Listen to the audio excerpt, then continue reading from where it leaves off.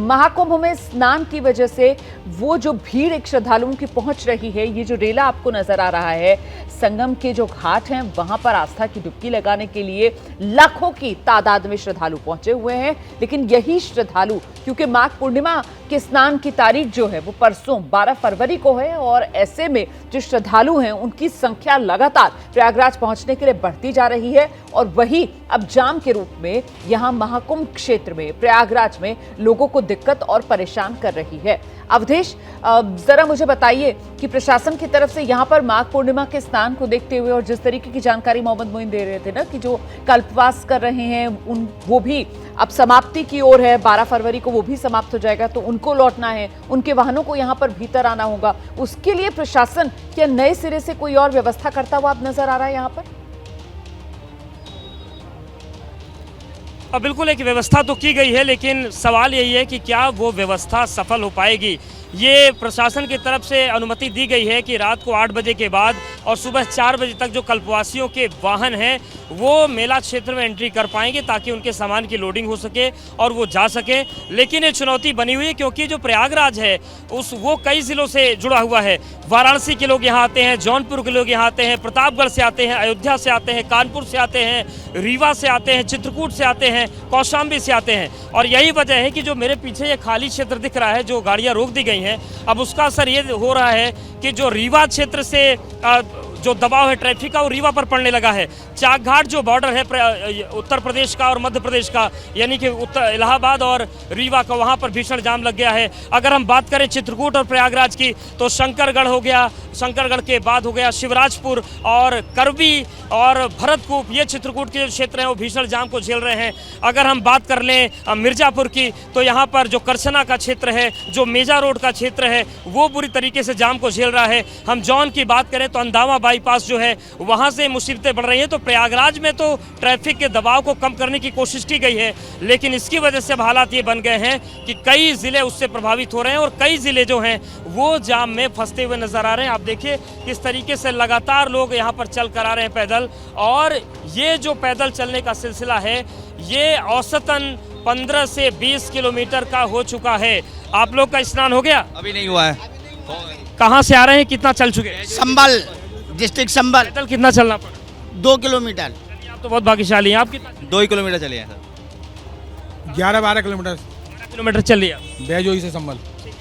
रोमानेश, जो आपने कल्पवास का सवाल पूछा था, कल्पवासियों का क्या है कि वो एक साथ स्नान करके निकलेंगे, सभी को मेला क्षेत्र से बाहर जाना है। अब प्रशासन के सामने चुनौतियां हैं और चुनौतियां इसलिए क्योंकि सामान्य ट्रैफिक तो प्रशासन से संभल नहीं रहा है। सामान्य जो वाहन निकलते हैं वो निकल नहीं पा रहे हैं। ऐसे में 10 लाख कल्पवासी यानी कि 2.5 से 3 लाख गाड़ियां जब प्रयागराज क्षेत्र से निकलेंगी तो ऐसे में हम मान सकते हैं कि जो जाम की स्थिति है वो बहुत विकट होने वाली है। और जो प्रशासन बार बार ये दलीलें दे रहा है कि अप्रत्याशित भीड़ आ गई, ये दलील भी पूरी तरीके से ठीक इसलिए नहीं है क्योंकि यही वो प्रशासन ने जो कह रहा था कि 45 करोड़ लोग आएंगे।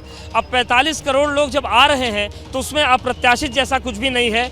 बस यही है कि जो अन्य ज़िलों से कोऑर्डिनेशन बनना चाहिए था वक्त रहते, उसमें देरी हुई है। और यही वजह है कि सबसे ज़्यादा वायरल कटनी का वो वीडियो है जहां पर पुलिस प्रशासन हाथ जोड़कर लोगों से अपील कर रहा है कि आप लोग लौट जाएं। मिर्ज़ापुर में डीएम ने खुद कमान संभाल ली है। वाराणसी में जाम से बेहद खराब हालात हो गए हैं। अयोध्या में भी यही स्थिति है। आप ये अंदाज़ा लगाइए, यहाँ से कानपुर की जो दूरी है वो कवर हो जाती है लगभग 4 घंटे मैक्सिमम, मान के चलिए 4 से 4.5 घंटे, लेकिन कानपुर पहुंचने में 10 से 12 घंटे लग रहे हैं। तो व्यवस्थाएं जो हैं वो पूरी तरीके से ध्वस्त हैं और सवाल बड़ा है कि कल्पवासी जब निकलेंगे 2.5 से 3 लाख गाड़ियों को लेकर, उस वक्त क्या होगा, अंदाज़ा लगाना मुश्किल है।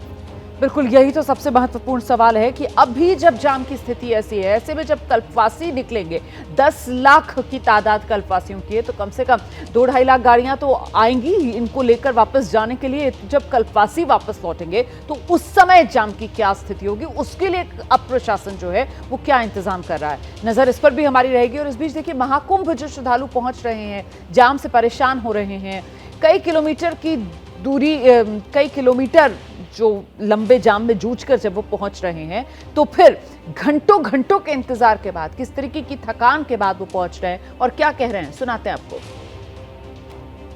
मेरी बेटी, हम अकेले आए, लेकिन जैसे सब कह रहे हैं भीड़ बहुत थी, लेकिन आने के बाद जो हमको यहाँ अच्छे से स्नान करने को मिला संगम में, और यहाँ का जो प्रशासन है उन्होंने जो एफर्ट्स लिए हमारे लिए, किसी को कोई प्रॉब्लम नहीं हुआ कहीं भी। ज़्यादा भीड़ भी है बट स्टिल अच्छे से मैनेज किया हुआ है। And I really appreciate Yogi ji, इतना अच्छे से, मतलब यहाँ के हम लोगों को माइंड में इतना नहीं था, क्योंकि मैं तो नॉर्थ साइड में फर्स्ट टाइम आ रही हूँ यूपी में वगैरह, तो डर तो था ही इवन फैमिली वालों को भी, लेकिन यहाँ पे आने के बाद अपना पर्सपेक्टिव कम्प्लीटली चेंज हो गया। बहुत अच्छे से मैनेज किया हुआ है, इवन लोकल्स भी बहुत अच्छे से गाइड कर रहे हैं। एंड हमारा इतना अच्छा एक्सपीरियंस रहा, योगी जी और मोदी जी का बहुत थैंक यू बोलना चाहिए।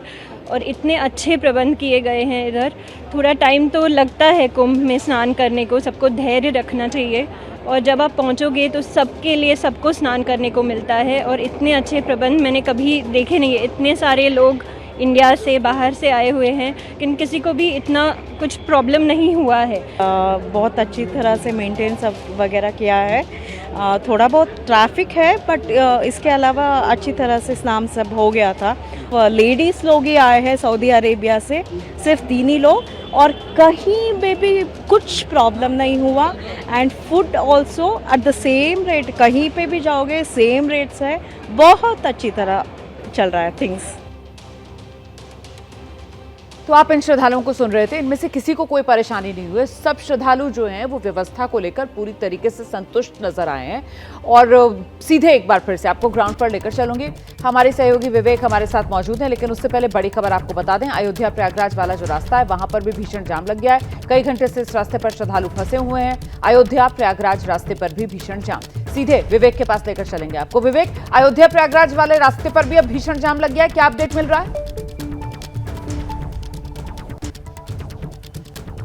बिल्कुल, अयोध्या प्रयागराज का जो रास्ता है, इसके साथ साथ अयोध्या वाराणसी का जो रास्ता है, इन दोनों रास्तों पर जाम है। और इन जगहों पर आपको बता दूं, वाराणसी में तो यूपी 65 के अलावा जो बाकी गाड़ियां हैं उनकी एंट्री पूरी तरीके से बैन कर दी गई है।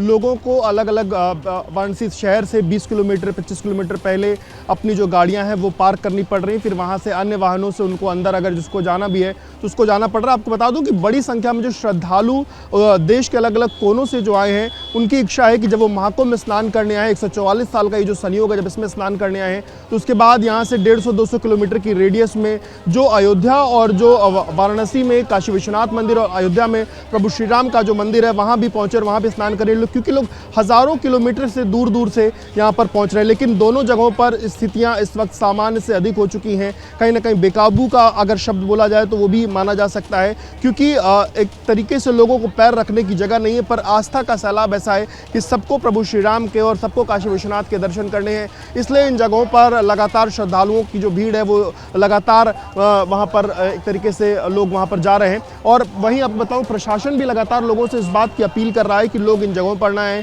अयोध्या से लेकर के वाराणसी तक का प्रशासन है, उन्होंने लोगों से अपील इस बात को लेकर के की है कि लोग इन जगहों पर कम से कम आएँ, क्योंकि वहाँ पर भीड़ जो है बहुत ज़्यादा हो चुकी है।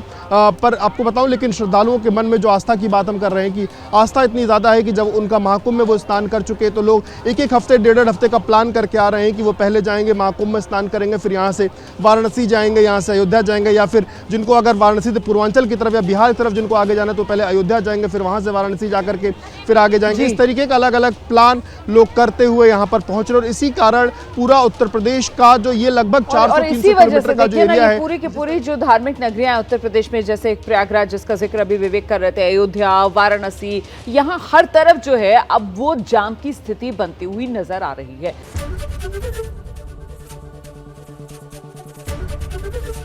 एबीपी गंगा, खबर आपकी, जुबान आपकी।